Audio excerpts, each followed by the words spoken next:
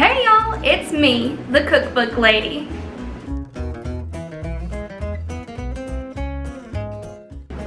Welcome back to my kitchen, and if there's any new friends here today, welcome to my kitchen. As some of y'all know, I love to cook, and I have an ever-growing collection of cookbooks, so let's put them to good use.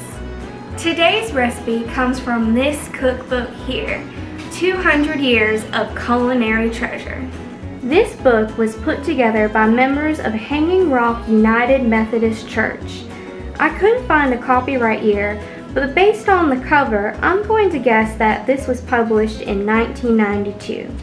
Needless to say, when a book cover promises me 200 years of culinary treasures, you've caught my attention.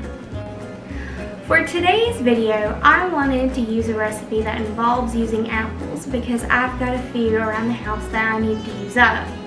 I came across this apple muffin recipe and figured that I can kill two birds with one stone. I get to use up my apples, and I have an easy go-to breakfast for the week. The first thing that we always do in this kitchen is get our oven heating up.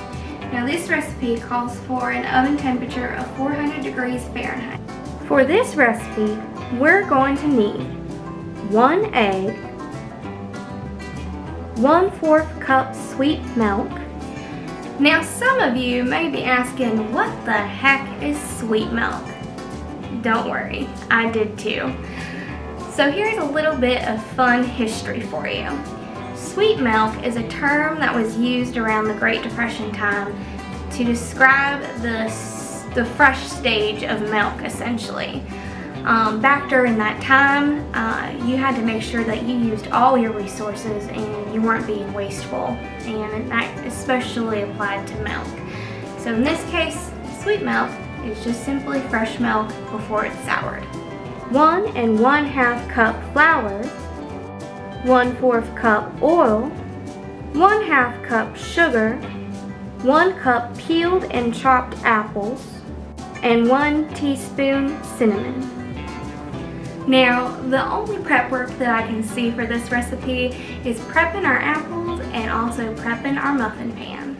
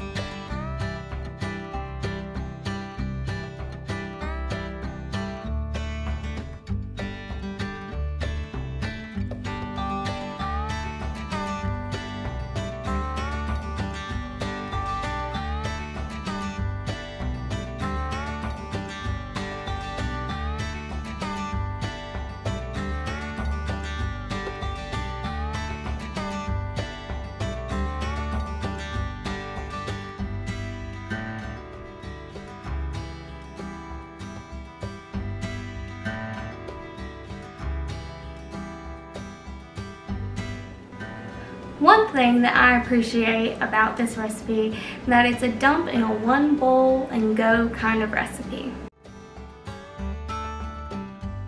To our bowl here, we are going to add our egg and give that a little beating.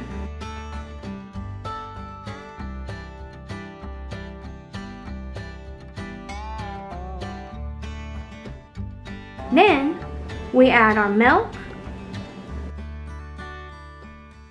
oil,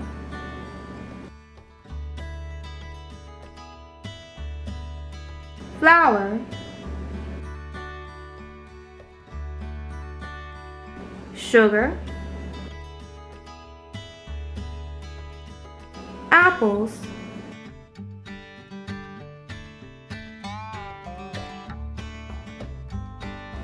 and finally the cinnamon.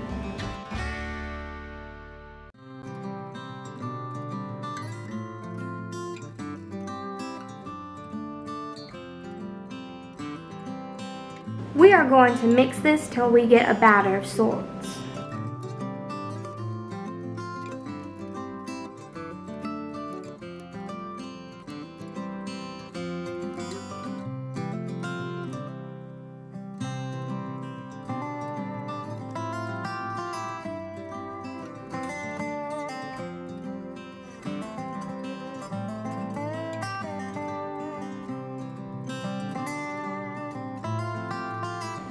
Now, I try to follow the recipes as they are written in the cookbooks themselves. I have my doubts about these muffins. We'll just put it that way. Now, this particular recipe doesn't mention how full to fill the muffin tins, so I'm just gonna kind of wing it.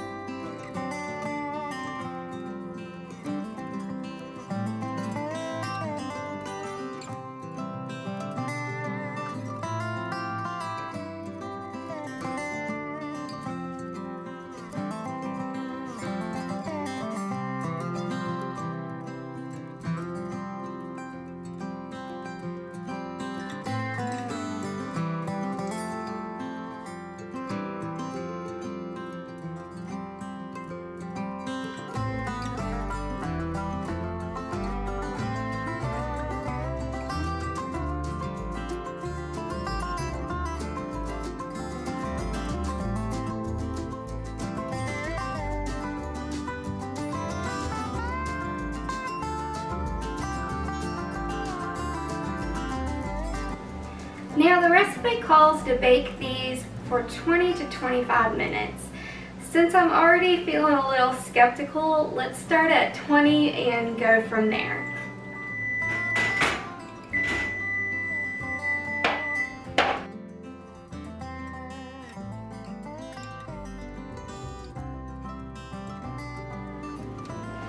Now, as y'all could see, they pass the toothpick test, and the toothpick test is where you just simply run a toothpick into the middle of your baked good, and if it comes out clean, then it's done.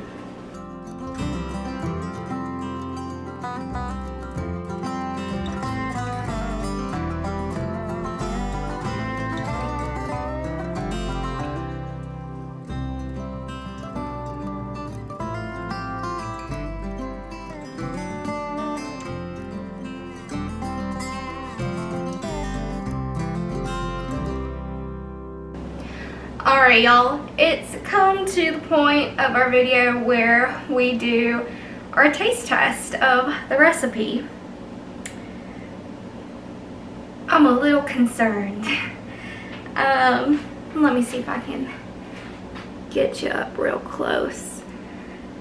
So, they're very dense.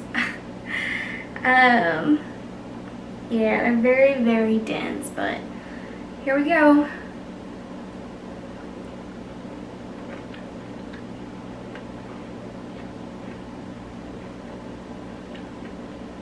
Huh. It's not your traditional muffin, that's for sure.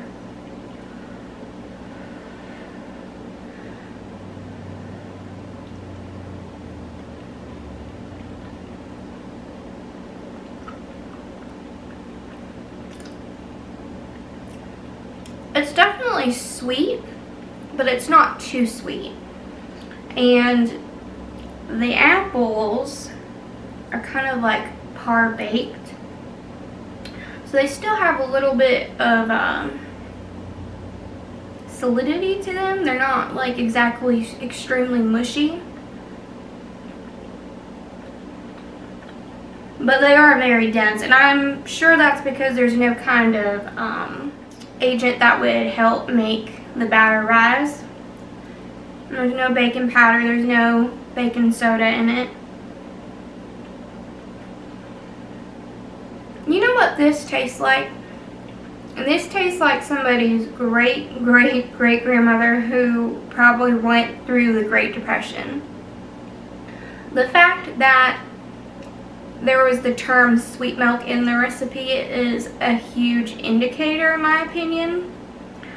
And I feel like back in those times, certain things were probably a luxury, like baking soda or baking powder, and you had to make use of what you had available to you. And it was also a time where if you wanted to eat, you had to eat what was being made. So while they're not necessarily the worst thing I've ever had before, it definitely does make me appreciate some of the more modern recipes that we do have today. So this recipe definitely didn't turn out the way I was expecting it to. I would be curious to have a conversation with the creator of the recipe and just kind of get a glimpse of their life history. There's just something telling me that this is probably a recipe that was used during the Great Depression. But anyways, I appreciate y'all joining me on this culinary adventure. And if you happen to do like today's video, make sure you hit that thumbs up button and also consider subscribing to the channel so you don't have to miss another culinary adventure.